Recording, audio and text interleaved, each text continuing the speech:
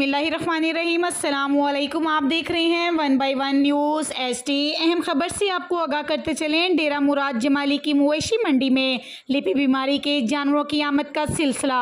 मालदार परेशान हो गए, बड़े पैमाने पर जानवर मरने लगे।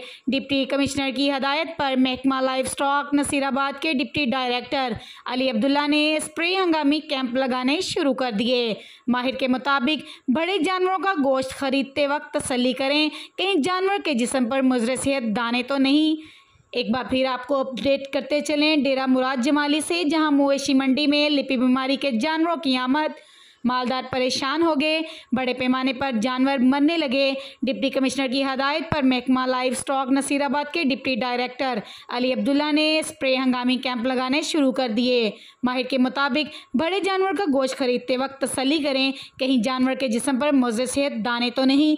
मज़ीद ऐसी खबरों से बाखबर रहने के लिए देखते रहिएगा चैनल 1 बाय 1 न्यूज़ HD।